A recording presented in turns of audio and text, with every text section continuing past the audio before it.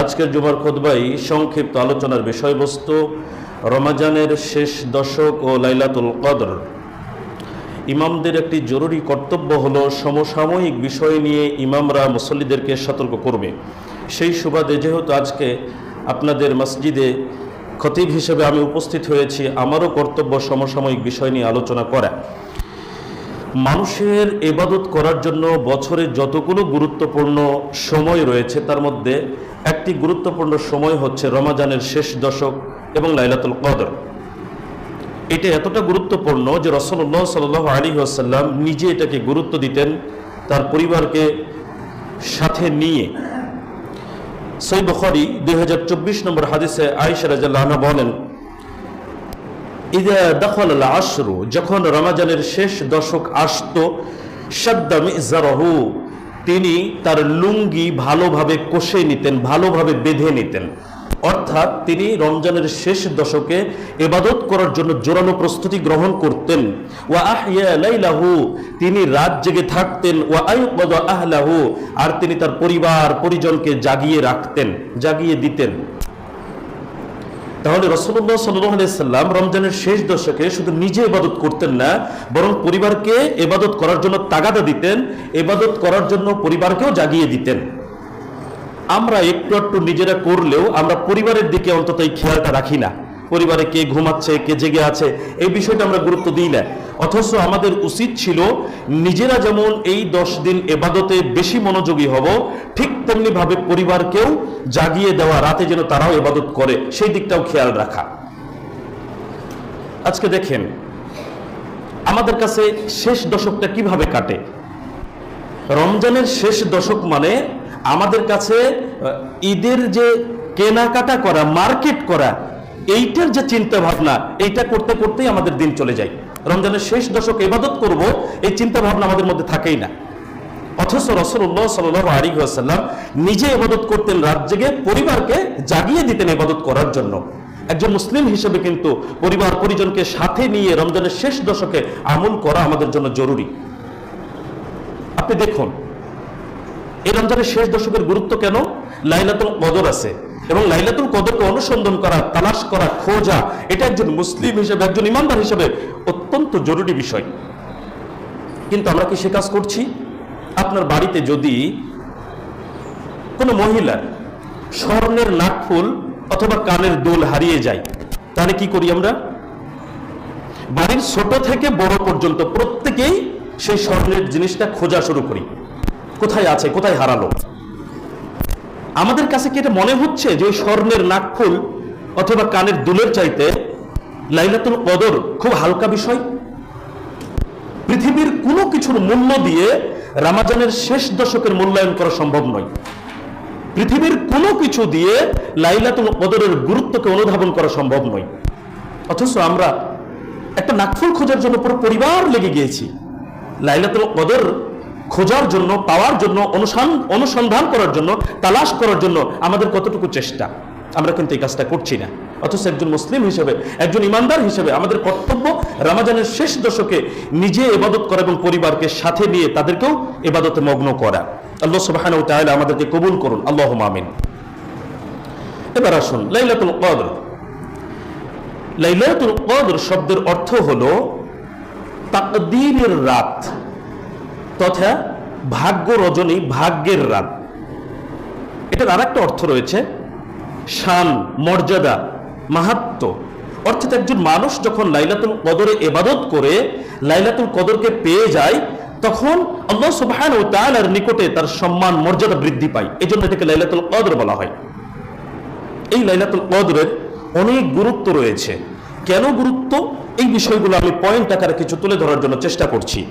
এক, আল্লাহ সুবহানাহু ওয়া তাআলা লাইলাতুল কদরে, কদরের রাত্রিতে কোরআন মাজিদ নাজিল করেছেন। পৃথিবীর সর্বশ্রেষ্ঠ কিতাব, সর্বশেষ আসমানি কিতাব। আল্লাহ সুবহানাহু ওয়া তাআলা কিয়ামত পর্যন্ত যে কিতাব মানুষের জন্য দিয়ে দিয়েছেন, আর কোনো নবী রাসূল আসবেন না, আর কোনো কিতাব পৃথিবীতে আসবে না। যেই কিতাবের মাধ্যমে পৃথিবীতে কিতাব আসার ধারাবাহিকতা রহিত হয়ে গেছে, সেই পবিত্র কোরআন নাজিল হয়েছে রমজানের এই লাইলাতুল কদরের এই রাতে। এটা লাইলাতুল কদরের একটা গুরুত্ব বহন করে। আল্লাহ সুবহানাহু ওয়া তাআলা সূরাতুল বাকারার 185 নম্বর আয়াতে বলেছেন, শাহরু রমাদান আল্লাযী উনজিলা ফীহিল কুরআন, রমজান মাস যাতে কোরআনকে নাজিল করা হয়েছে। তাহলে বোঝা যায় কোরআন নাজিল হয়েছে রমজান মাসে। তাহলে রমজানের গুরুত্ব বৃদ্ধির এটিও একটি কারণ যে এই মাসে কোরআন নাজিল হয়েছে। তো রমজানের কোন রাত্রিতে নাজিল হয়েছে এই বিষয়ে আল্লাহ সুবহানাহু ওয়া তাআলা সূরাতুল কদরের 1 নম্বর আয়াতে বলেছেন, ইন্না আনজালনাহু ফি লাইলাতিল কদর, নিশ্চয় আমরা ইহা নাজিল করেছি কদরের রাত্রিতে। তাহলে কদরের রাত্রি কোন মাসের মধ্যে আছে? রমজান মাসের মধ্যে। তাহলে আল্লাহ তাআলা এক জায়গায় বললেন রমজানে কোরআন নাজিল করেছি, আর এক জায়গায় বললেন লাইলাতুল কদরে নাজিল করেছি। লাইলাতুল কদর এবং রমজান মাস দুটি মিলে গেল। এই কোরআন নাজিলের কারণেই মূলত লাইলাতুল কদরের গুরুত্ব বৃদ্ধি পেয়েছে, রমজানের গুরুত্ব বৃদ্ধি পেয়েছে। 2, লাইলাতুল কদরের রাত বরকতময় রাত। এই রাত এতটা বরকতময় যে আল্লাহ সুবহানাহু ওয়া তাআলা আমাদেরকে এই বিষয়ে স্পষ্টভাবে জানিয়েছেন। সূরা দুখানের 3 নম্বর আয়াতে আল্লাহ সুবহানাহু ওয়া তাআলা বলেছেন, ইন্না আনজালনাহু ফি লাইলাতিন মুবারাকাহ, নিশ্চয় আমরা ইহা নাজিল করেছি বরকতময় রাতে। তাহলে কোরআন নাজিল হয়েছে রমজান মাসে, কোরআন নাজিল হয়েছে লাইলাতুল কদরের রাতে, আর বরকতময় রাতে কোরআন নাজিল করা হয়েছে। তাহলে বরকতময় রাতটা কোন রাত হলো? লাইলাতুল কদরের রাত। সমস্ত তাফসীরকারক এই ক্ষেত্রে একমত। তবে অনেকেই সূরা দুখানের এই আয়াতের ভুল ব্যাখ্যা করেছে যে বরকতময় রাত বলতে এখানে শবে বরাতের রাতকে বোঝানো হয়েছে। যারা এই ব্যাখ্যা করেছে তারা ভুল ব্যাখ্যা করেছে, বানোয়াট ব্যাখ্যা করেছে। এই ব্যাখ্যা ঠিক নয়। আগের দুটি আয়াতকে বিশ্লেষণ করলেই সূরা দুখানের 3 নম্বর আয়াত স্পষ্ট হয়ে যায়, কদরের রাতে কোরআন নাজিল হয়েছে আর বরকতময় রাত কদরের রাত। সুতরাং এটি একটি লাইলাতুল কদরের মর্যাদা। 3, লাইলাতুল কদরের রাত 1000 মাসের চেয়ে শ্রেষ্ঠ রাত। অর্থাৎ লাইলাতুল কদর নেই এমন 1000 মাস ইবাদত করার চাইতে কেবল লাইলাতুল কদরের রাত্রিতে ইবাদত করা অধিকতর শ্রেষ্ঠ, অধিকতর উত্তম। কতটা গুরুত্বপূর্ণ যে একটা রাতের ইবাদত 1000 মাস ইবাদত করার চেয়ে উত্তম, যেই মাসগুলোতে লাইলাতুল কদরের মতো রাত নেই। আল্লাহ সুবহানাহু ওয়া তাআলা সূরা আল কদরের 3 নম্বর আয়াতে বলেছেন, লাইলাতুল কদরি খায়রুম মিন আলফি শাহর, লাইলাতুল কদরের রাত 1000 মাস অপেক্ষা শ্রেষ্ঠ রাত। তাহলে আমরা কয়জন ব্যক্তি আছি যে লাইলাতুল কদর নেই এমন 1000 মাস ইবাদত করতে পারি? সেই ধৈর্য কি আমাদের আছে? সেই ইবাদতটা যদি আমার এক রাতে আমি করতে পারি, তার চেয়ে যদি অধিক উত্তম হয়, তাহলে সেইটা কেন আমি হাতছাড়া করব? আমি যদি একটু ভেঙে বলি ব্যাপারটা কেমন। লাইলাতুল কদরের রাত্রিতে আপনি যে 2 রাকাত সালাত আদায় করেছেন, এই 2 রাকাত সালাত লাইলাতুল কদর নেই এমন 1000 মাসের চাইতে শ্রেষ্ঠ। আপনি সুবহানাল্লাহ বলেছেন, আলহামদুলিল্লাহ বলেছেন, আল্লাহু আকবার বলেছেন, লা ইলাহা ইল্লাল্লাহ বলেছেন, এমন তাসবিহ 1000 মাস, যেই মাসগুলোতে লাইলাতুল কদর নেই, 1000 মাস এই আমলগুলো করার চেয়ে এই এক রাতে করা তার চেয়ে শ্রেষ্ঠ। কত গুরুত্বপূর্ণ বিষয়।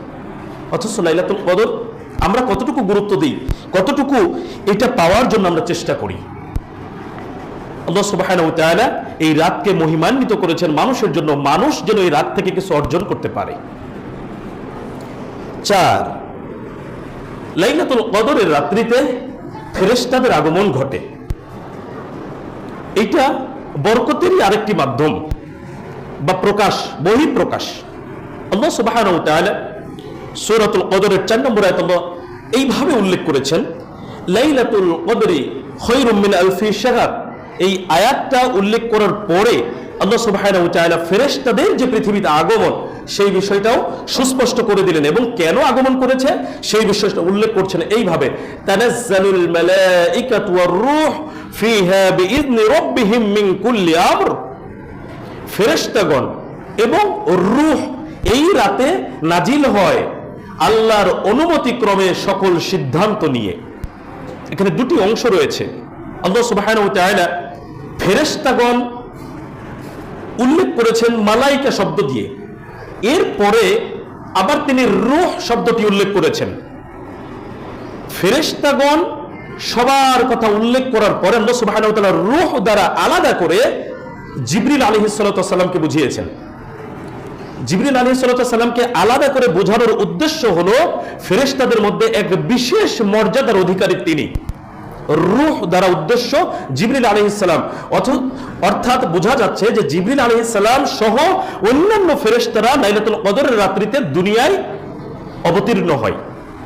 এখানে একটা ভুল বোঝাবুঝি আছে কি, এই যে রূহ শব্দটা বলার কারণে অনেকে এই শব্দের বিশ্লেষণ বুঝে নাই, যার কারণে অনেকে মনে করে যে লাইলাতুল কদরের রাত্রিতে পৃথিবীতে যারা মৃত ব্যক্তি আমাদের পরিবারের তাদের রূহগুলো বেড়াতে আসে। এটা ঠিক নয়, এটা ভুল ব্যাখ্যা।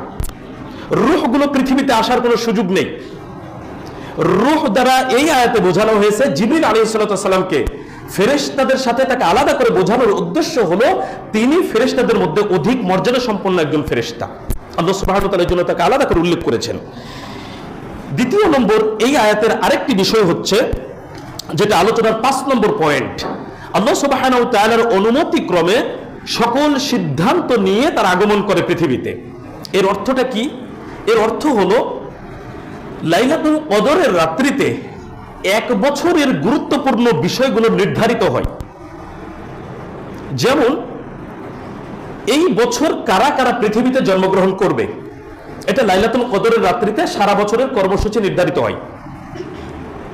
কারা কারা পৃথিবী থেকে বিদায় নেবে অর্থাৎ মারা যাবে সেটা নির্ধারিত হয়।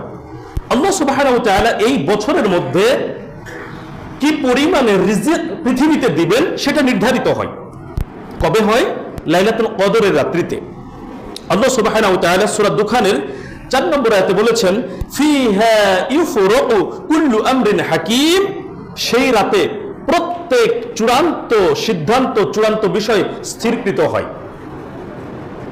এখন এখানে 3টি বিষয় উল্লেখ করলে আমাদের ব্যাপারটি পরিষ্কার পরিচ্ছন্ন হবে। প্রথম কথা হচ্ছে সহিহ মুসলিম 6641 নম্বর হাদিসে রাসূলুল্লাহ সাল্লাল্লাহু আলাইহি ওয়াসাল্লাম বলছেন, মানুষের ভাগ্য লেখা হয়ে গেছে আসমান জমিন সৃষ্টির 50,000 বছর আগে। তাহলে আমাদের ভাগ্য লেখা হয়েছে কবে? আসমান এবং জমিন সৃষ্টির 50,000 বছর আগে। এরপরে আরেকটি হাদিস সহিহ মুসলিম 6616 নম্বর হাদিস, এখানে এসে রাসূলুল্লাহ সাল্লাল্লাহু আলাইহি ওয়াসাল্লাম বলছেন যে মানুষ যখন মায়ের পেটে অবস্থান করে 43 দিন, 43-এ কত দিন হচ্ছে? 120 দিন। 120 দিন সময় যখন মায়ের পেটে একটা বাচ্চা অবস্থান করে, 120 দিন যাওয়ার পরে ওর ভাগ্য পুনরায় লেখা হয়। তাহলে ভাগ্য প্রথমত 2 বার লেখা হলো। তাহলে লাইলাতুল কদরে যেটা হচ্ছে সেটা কি? সেটা হচ্ছে বাৎসরিক একটা বিষয়, এটা সারা জীবনের বিষয় নয়। এটা কেমন?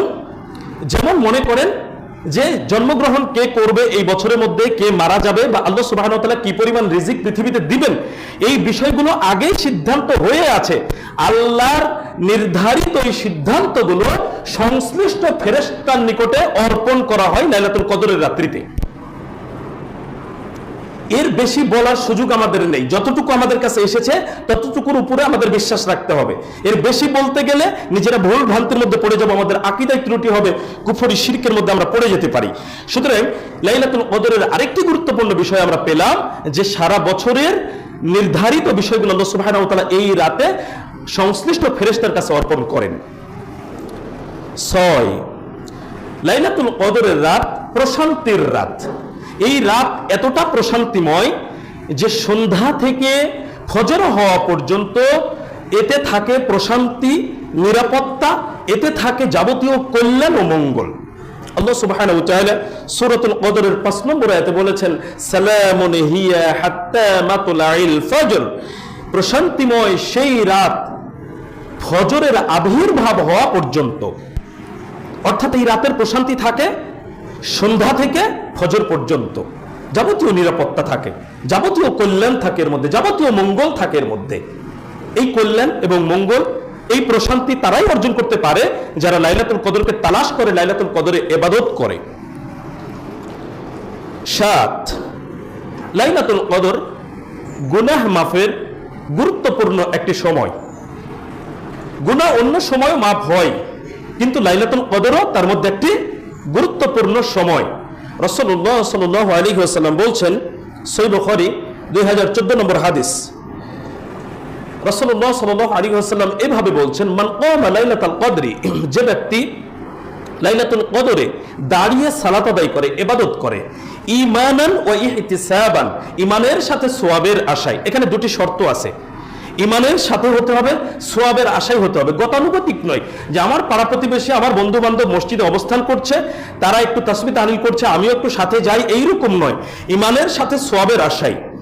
এইটা যে আল্লাহর একটি নির্দেশ, এটা যে আল্লাহর একটি হুকুম, এবং এই হুকুম মানলে আমি লাভবান হব, না মানলে ক্ষতিগ্রস্ত হব, এটা ঈমানের সাথে। এবং আমি যদি মানি তাতে এখানে আমি সওয়াব প্রাপ্ত হব, আমার গুনাহগুলো ক্ষমা হবে, বিষয়গুলো অন্তর থেকে মেনে নিয়ে যখন আমরা এই লাইলাতুল কদরের রাত্রিতে দাঁড়িয়ে সালাত আদায় করব, ইবাদত করব, তখন কি হবে? রাসূলুল্লাহ সাল্লাল্লাহু আলাইহি ওয়াসাল্লাম হাদিসের পরের বাক্যে বলছেন, গুফিরা লাহু মা তাকদ্দামা মিন যামবিহি, তার পিছনের সমস্ত পাপ ক্ষমা করে দেওয়া হবে। শর্ত কয়টা? শর্ত দুইটা। একটা হচ্ছে ঈমানের সাথে হতে হবে, কারণ দেখা দেখি নয়, গতানুগতিক নয়, বরং ঈমানের সাথে, বিশ্বাসের সাথে, স্বীকৃতির সাথে রাতটি উদযাপন করতে হবে, অর্থাৎ কদরকে তালাশ করতে হবে ইবাদত বন্দেগীর মাধ্যমে, আর আল্লাহর কাছে ক্ষমা প্রার্থনা করতে হবে। যদি এটা করতে পারি সঠিকভাবে, সঠিক নিয়াতে, তাহলেই কেবল আমরা এর ফলাফলটা পাবো, অর্থাৎ এর কল্যাণ পাবো, মঙ্গল পাবো। এর বাহিরে গিয়ে কোনোভাবে সম্ভব নয়। তাহলে এই রাতটা আমাদের সামনেই, আমরা এই সুযোগটা অতি সহজে গ্রহণ করতে পারি যদি হায়াতে বেঁচে থাকি ইনশাআল্লাহ। আল্লাহ সুবহানাহু ওয়া তাআলা আমাদেরকে কবুল করুন, আল্লাহুম্মা আমিন। 8, লাইলাতুল কদরের দোয়া। লাইলাতুল কদরে কি দোয়া আমরা বেশি বেশি পাঠ করতে পারি, এই বিষয়ে রাসূলুল্লাহ সাল্লাল্লাহু আলাইহি ওয়াসাল্লাম আমাদেরকে জানিয়েছেন। সুনান ইবনে মাজাহ 3850 নম্বর হাদিস, রাসূলুল্লাহ সাল্লাল্লাহু আলাইহি ওয়াসাল্লাম লাইলাতুল কদরের দোয়া হিসেবে আমাদেরকে শিক্ষা দিয়েছেন, আল্লাহুম্মা ইন্নাকা আফুউন তুহিব্বুল আফওয়া ফাআফু আন্নী, যার অর্থ হলো, হে আল্লাহ, তুমি ক্ষমাকারী, তুমি ক্ষমা করা পছন্দ করো, অতএব তুমি আমাকে ক্ষমা করো। পুরো একটা দোয়ার ভেতরে আমরা লাইলাতুল কদরে কেবল আল্লাহর কাছে ক্ষমায় প্রার্থনা করছি। এই দোয়াটা যাদের মুখস্থ নেই, সামান্য এক লাইনের দোয়া মুখস্থ করে নেবেন, বেশি বেশি পাঠ করবেন ইনশাআল্লাহ। এটা আমাদের জন্য একটি গুরুত্বপূর্ণ আমল লাইলাতুল কদরে। এইবার আসুন লাইলাতুল কদরের তারিখ। লাইলাতুল কদর কয় তারিখে হয় এ বিষয়ে অনেক হাদিস রয়েছে। যেহেতু আপনাদের মসজিদে জুমার খুতবার সময় স্বল্পতা, সংক্ষিপ্ত, যার কারণে অত বিস্তারিত কথা আমি বলতে পারবো না। সংক্ষেপে দু একটি হাদিস পেশ করে আমি জাস্ট অনুধাবন করানোর জন্য চেষ্টা করব। লাইলাতুল কদর সম্পর্কে রাসূলুল্লাহ সাল্লাল্লাহু আলাইহি ওয়াসাল্লাম বলছেন, সহিহ বুখারী 2017 নম্বর হাদিস, রাসূলুল্লাহ সাল্লাল্লাহু আলাইহি ওয়াসাল্লাম বলছেন, তোমরা লাইলাতুল কদর অনুসন্ধান করো, তালাশ করো রমজানের শেষ দশকের বেজোড় রাত্রিগুলোতে। বেজোড় রাত, তাহলে রমজানের শেষ 10 দিনের মধ্যে বেজোড় রাত কি কি হয়? 21 হয়, 23 হয়, 25 হয়, 27 হয়, 29 হয়। এই 5টি রাতের মধ্যে লাইলাতুল কদর আছে। দেখেন, নির্দিষ্ট করে কিন্তু বলা হয়নি যে এর মধ্যে কোন রাত লাইলাতুল কদর, বরং 5টি রাতের মধ্যে লাইলাতুল কদর আছে। এই 5টি রাতের মধ্যে লাইলাতুল কদর খোঁজ করতে রাসূলুল্লাহ সাল্লাল্লাহু আলাইহি ওয়াসাল্লাম বলেছেন। এখন লাইলাতুল কদর কি কোনো নির্দিষ্ট একটি রাত যে প্রতি বছর একই রাত হবে? বছরের পর বছর চলে যাচ্ছে, প্রত্যেক বছর রমজানের শেষ দশকে মনে করেন 25-এর রাত লাইলাতুল কদর হবে। বিষয়টা কি এরকম যে প্রতি বছর 25-এর রাত? না। হাদিস দ্বারা যেটা আমরা বুঝতে পারি বা প্রমাণিত সেটি হলো এই যে লাইলাতুল কদরের রাত আল্লাহ সুবহানাহু ওয়া তাআলা এক একটা বছরে এক একটাকে নির্ধারণ করে থাকেন। তাহলে কোনো বছরে 21 হতে পারে, কোনো বছরে 25 হতে পারে, কোনো বছরে 23 হতে পারে, কোনো বছরে 29 হতে পারে, কোনো বছরে 27 হতে পারে। এটা টোটালি আল্লাহ সুবহানাহু ওয়া তাআলার কাছে এই জ্ঞান তিনি রেখে দিয়েছেন, কাউকে তিনি জানাননি। এমনকি আল্লাহ সুবহানাহু ওয়া তাআলা প্রথমে রাসূলুল্লাহ সাল্লাল্লাহু আলাইহি ওয়াসাল্লামকেও জানিয়েছিলেন যে লাইলাতুল কদরের এই নির্দিষ্ট তারিখ হলো এইটা, এরপরে আল্লাহ সুবহানাহু ওয়া তাআলা আবার ভুলিয়ে দিয়েছেন। এটার দলিল আছে সহিহ বুখারী 2016 নম্বর হাদিস, রাসূলুল্লাহ সাল্লাল্লাহু আলাইহি ওয়াসাল্লাম নিজে বলছেন যে আমাকে লাইলাতুল কদরের তারিখটা ভুলিয়ে দেওয়া হয়েছে। এখানে একটা হিকমা আছে, প্রজ্ঞা আছে। সেটা কি? লাইলাতুল কদর যদি আমাদের কাছে প্রকাশ করা হতো যে 21-এর রাত লাইলাতুল কদর, বলেন বাকি 4 রাত কি আমাদের খুঁজে পাওয়া যেত? নির্দিষ্ট করে দিলে আমরা বাকি রাতগুলোতে ইবাদতই করতাম না। এই জন্য এখানে একটা হিকমা যে আল্লাহ সুবহানাহু ওয়া তাআলা বিষয়টাকে গোপন করেছেন, এমনকি মুহাম্মদ সাল্লাল্লাহু আলাইহি ওয়াসাল্লামকে জানানোর পরেও তাকে ভুলিয়ে দিয়েছেন লাইলাতুল কদরের নির্দিষ্ট তারিখ, যাতে করে মানুষ 5টি রাতে ইবাদত করে, লাইলাতুল কদরকে তালাশ করে, মানুষ বেশি বেশি ইবাদত করে, আল্লাহর কাছে ক্ষমা প্রার্থনা করে। এটা এই জন্য করেছেন আল্লাহ সুবহানাহু ওয়া তাআলা। তাহলে এখন আমরা কি করব? আমাদের করণীয় কি? আমাদের করণীয় হলো 5টি রাতই তালাশ করা, 5টি রাতই জেগে থাকা, 5টি রাতেই ইবাদত বন্দেগী করা, আল্লাহর কাছে ক্ষমা প্রার্থনা করা।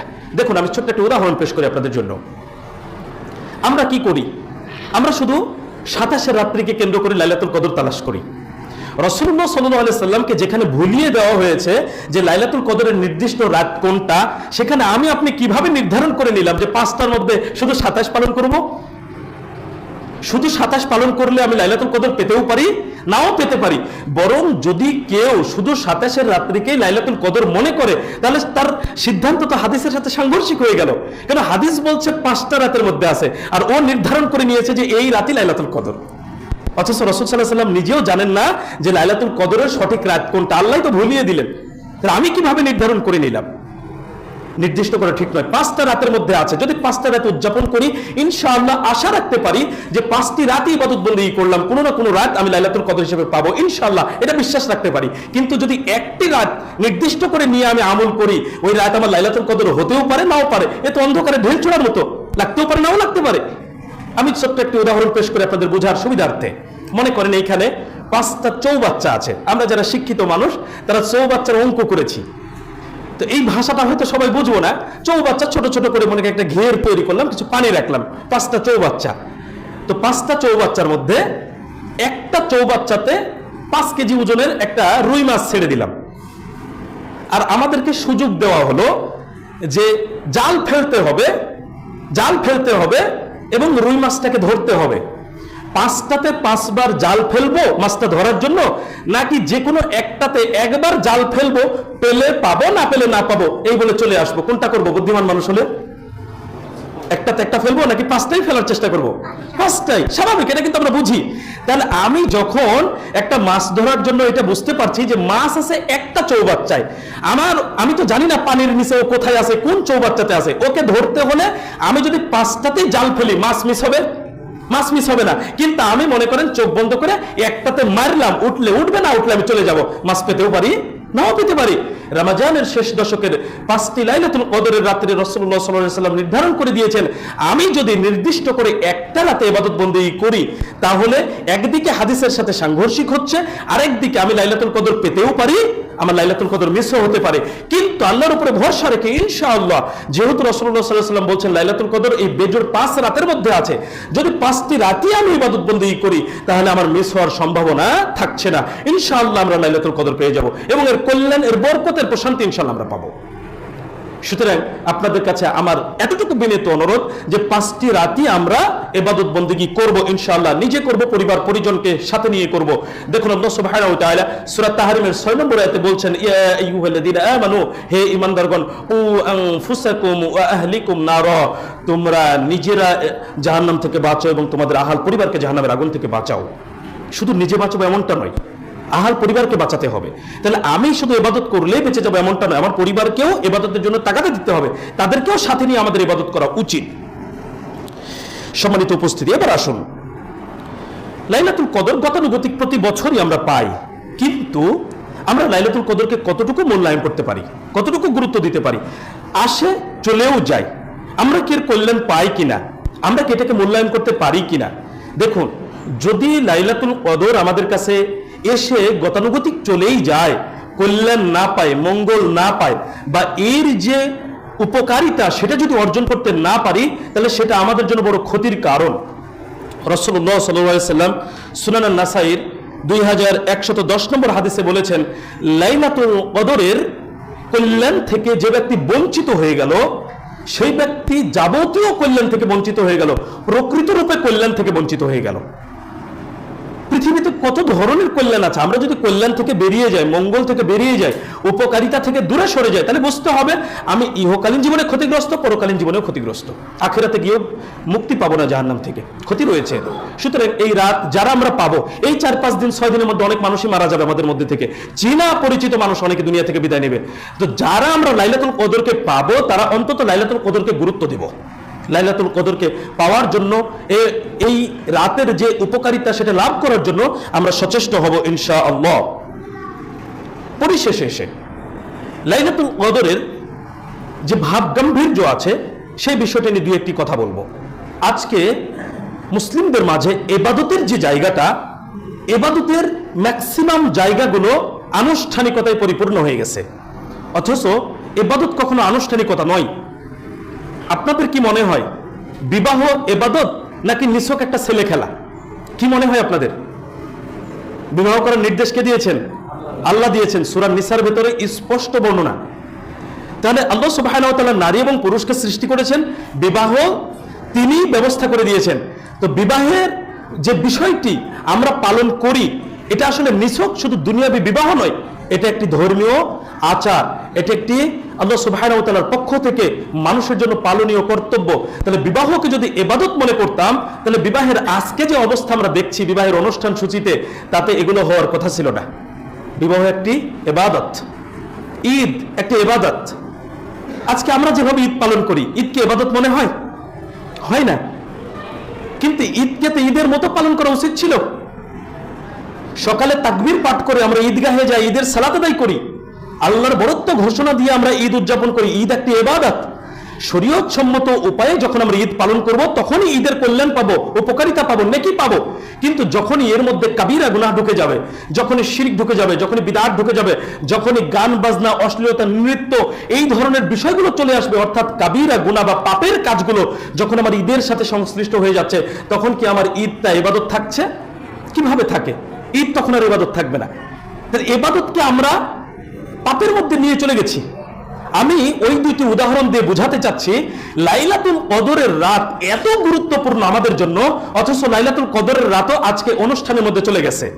কি হয়? লাইলাতুল কদর উদযাপন হবে, সালাত আদায় করবেন, কোরআন তেলাওয়াত করবেন, তাসবিহ তাহলিল করবেন, দোয়া করবেন আল্লাহর নিকটে বেশি বেশি, এইভাবে আপনি সারা রাত কাটিয়ে দিবেন।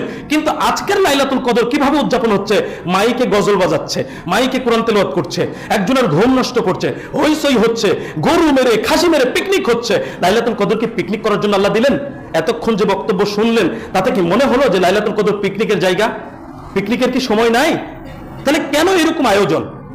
ইবাদতের একটা ভাব গাম্ভীর্য আছে, ইবাদতের একটা সৌন্দর্য আছে। ইবাদতের ওই সৌন্দর্য, ওই ভাব গাম্ভীর্য বজায় রেখেই ইবাদত করতে হবে। যদি না করি, নেকির বদলে উল্টো পাপ হয়ে যাবে।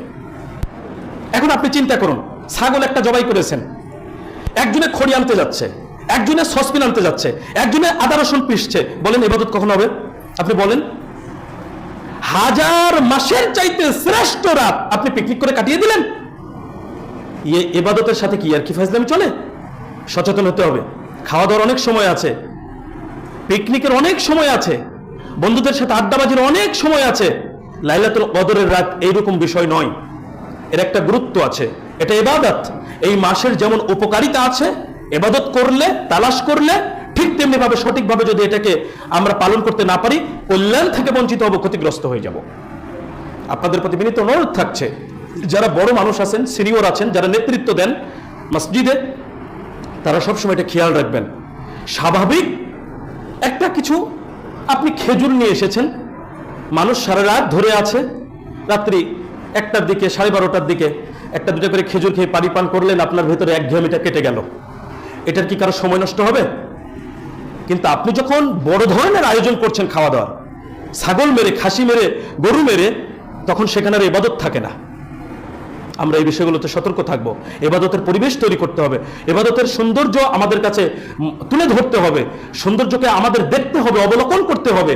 সুতরাং যদি এটা করতে না পারি, তাহলে লাইলাতুল কদর যে উদ্দেশ্য আল্লাহ সুবহানাহু ওয়া তাআলা আমাদেরকে দিয়েছেন, সেই উদ্দেশ্য আমরা কোনোভাবেই সফল করতে পারলাম না, নিজের এখান থেকে বঞ্চিত হলাম, লজ্জিত হব কিয়ামতের দিন। আমরা এই বিষয়ে সতর্কতা অবলম্বনকারী যারা নারীরা আছেন, তারাও বাড়িতে সময়টাকে ইবাদতের মধ্যে কাটানোর চেষ্টা করবেন, নিজে কাটাবেন, সন্তানদেরকে জাগিয়ে রাখার জন্য চেষ্টা করবেন, সন্তানদেরকে শেখাবেন।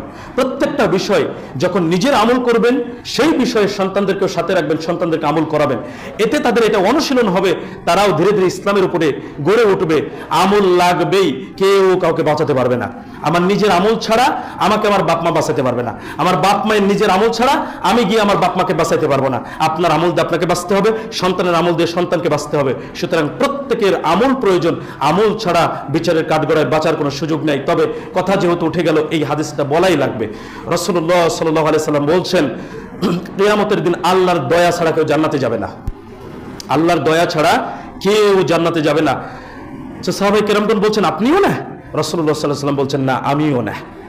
তার মানে আমরা যে আমলগুলো করব এটা আল্লাহর পক্ষ থেকে দয়া পাওয়ার একটা মাধ্যম, শুধু মাধ্যম, যে আমরা আমল করেছি আল্লাহ সুবহানাহু ওয়া তাআলার পক্ষ থেকে দয়াটা আশা করব, কিন্তু আমল না করে যদি আল্লাহর নিকটে পৌঁছায় দয়া পাওয়ার আর কোনো আশা করতে পারি না। যেমন ধরে নেন, আমি যদি উদাহরণ পেশ করি, আমরা যারা শিক্ষক আছি, কখনো কখনো কোনো শিক্ষার্থী পরীক্ষার খাতায় লিখেছে, নাম্বার দিতে দিতে গিয়ে দেখা গেল যে ওই স্টুডেন্ট 30, 31 বা 32 পেয়েছে, তখন বিশেষ বিবেচনায় শিক্ষক 2-1 নাম্বার ধরে 33 দিয়ে পাশ করে দেয়। এখন কোনো শিক্ষার্থী খাতায় লেখেনি, ওকে কি দিয়ে পাশ করানো যাবে? শিক্ষক কি করে শূন্যকে 33 বানিয়ে দিবেন? সম্ভব নয়।